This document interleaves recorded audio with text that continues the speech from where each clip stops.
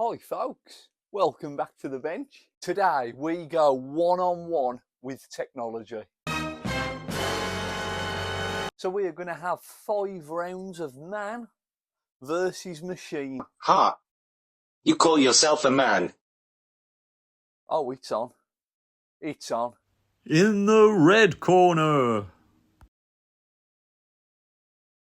In the blue corner. Right guys, round 1, first question comes from Chris, and he's asked us the best way to clean rusty frets and what tools and things you might need for the job. That's a great question, Chris. We're going to start with some painter's tape or some fret guards, and we're going to use this to mask over the fretboard. If it's a maple finish, I would say use the guards, don't use the tape as it can ruin the finish. We would then tape over any sort of pickups and coverings. We don't want any steel flakes getting in there. That can be quite bad for pickups. So tape up and protect, fret guard if it's a maple, and then we would look to get the strings removed. I'd probably use a winder. Get those all then polished with fine steel wool. It would have to be the very, very fine. We could then use some micro mesh pads or sandpaper, and I'd work from 2,500 grit up to about 10 or 12,000. Lastly, we'd go in with a metal polish and just give them a real shine and a buff with a microfiber cloth. You should be good to go. Let's see what he says. Okay then guys, this will be on your screen to see as well. I'm going to read directly. So the first stage is to mask off the fretboard. Use low-tack painter's tape to cover the board. This prevents scratches and protects the finish or unfinished board. So that's good so far. Use super fine grade steel wool, which is exactly what we've just said again. So 2 for 2. This is looking good so far. Micro mesh pads, 4,000 to 8,000 grit. I don't disagree with that. I do go slightly finer myself. I notice there's no mention up to yet about covering the pickups. Rub each fret along the length of the fret, not across the board. Clean with a microfiber cloth. Some useful tools would be metal polish, that's absolutely fine, we've got that. A drill and a brush. Drill and a brush.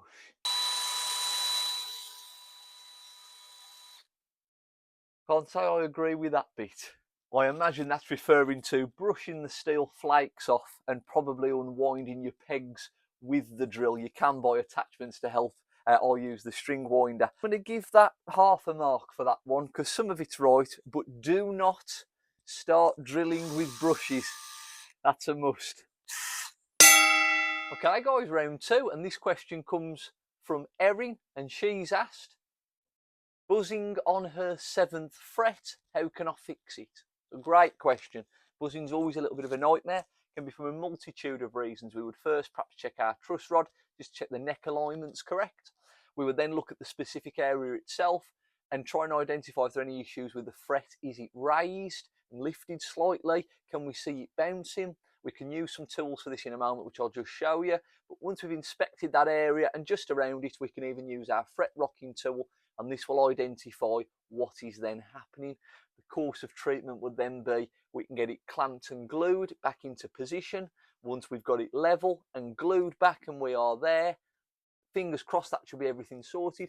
If not, we would then inspect the rest of the board just to ensure that there's no undue wear or any pockets. That might require a fret level, something a little bit more intricate.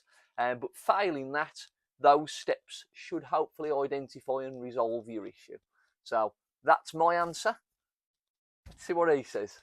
Check that the neck is at the correct angle with the truss rod. That's absolutely correct. Identify the fret to see if it is raised using a feeler gauge. Exactly what we've just said and what you saw me do a moment ago. If the string is already touching the 8th fret, it may need levelling. That's partially true. As we've said, we'd need to identify that area first and check that the fret is levelling into the fretboard. It's very easy just to jump to a fret level, but we need to ensure everything is in place first. So that's not wrong, but I'd probably not jump to that immediately. Apart from that, and it says here, adding distortion to your sound can help relieve the sound of fret buzz. So there we have it. Just put a load of distortion on and it don't matter.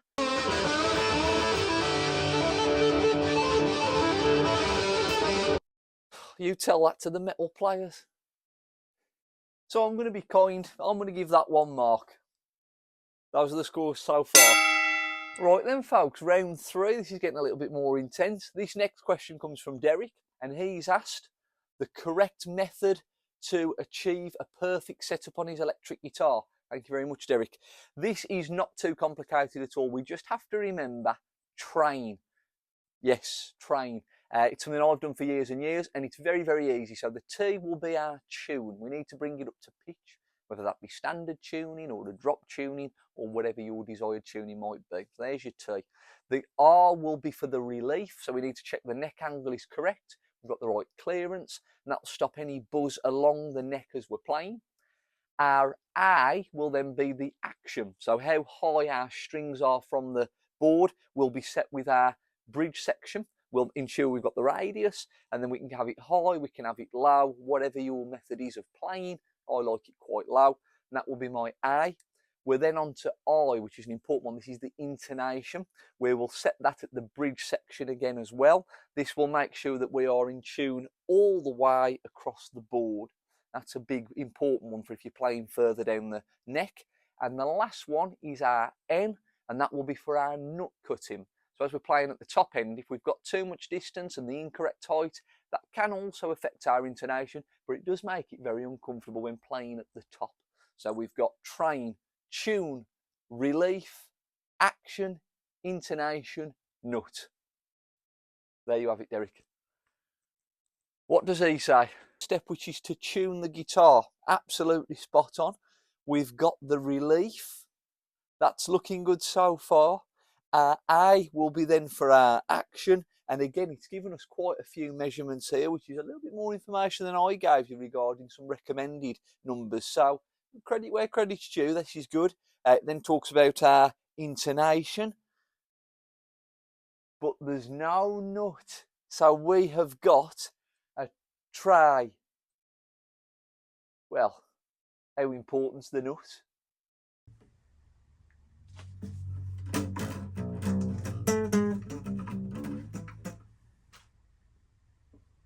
I'm going to give that 1 mark. Right guys, round 4, and this next question comes from Becky, and she's asked, how do I fix a scratchy volume or tone pot?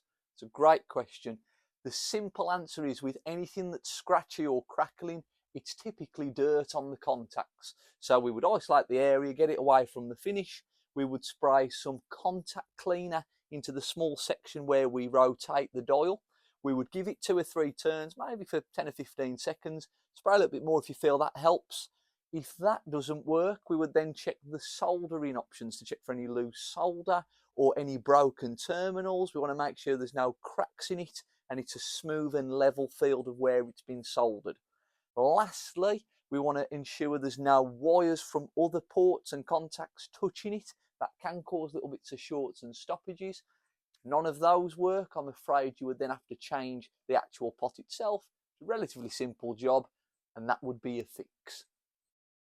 What's he saying? We're looking good. We're starting off with cleaning some contact cleaner into the terminals, exactly what we've just said with the rotation.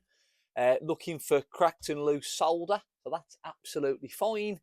And as we've said, if those points don't reach reference, you could then look at replacing the pot itself. You can clamp it in place. Well, that's a strange one. Wonder how that would work.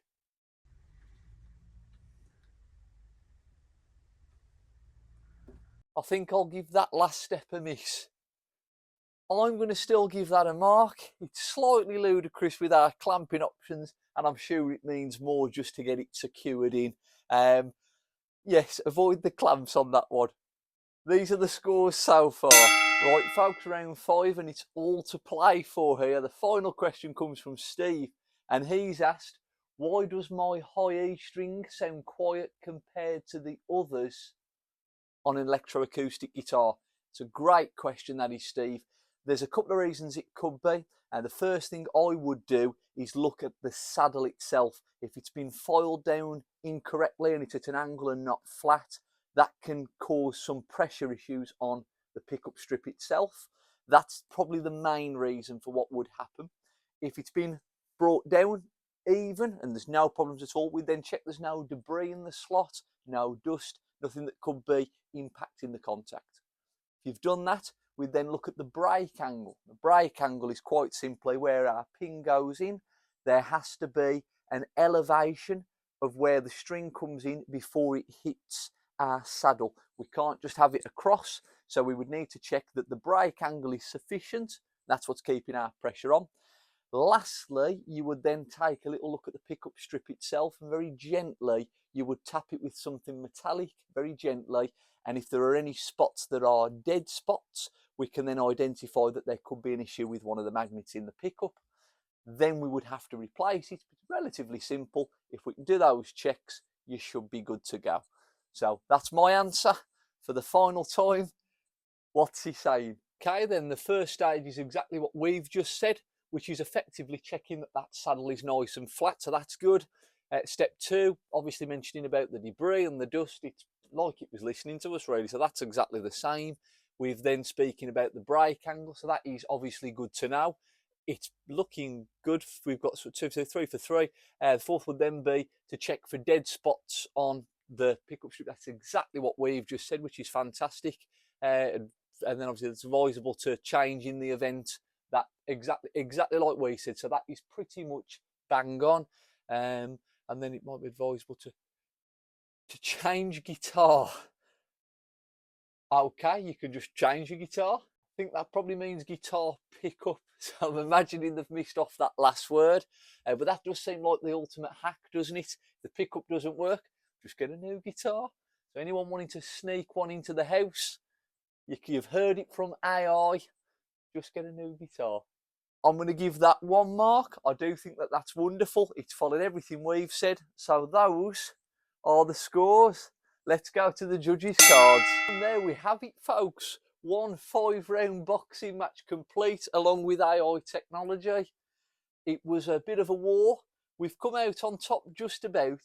How did you score it? What did you think? Have you tried using AI for anything like this before? Even if it wasn't for fixing an instrument or maintaining? And how have you got on? I'd like to thank Chris, Erin, Derek, Becky and Steve for all of their questions. And I'd like to also thank the guys who sent over the answers that we've used today. We'd asked a couple of people for some of the strangest responses they've seen online regarding setups. And that's what you've heard today in the video. So thank you very much, guys. It's been absolutely brilliant. As always, thank you so much for the support with the channel. This has been a really, really interesting video today. What would you like to see next time? Do you want something like this again? Do you want some reactions to it? You let us know, because what you want to see, we're going to show you.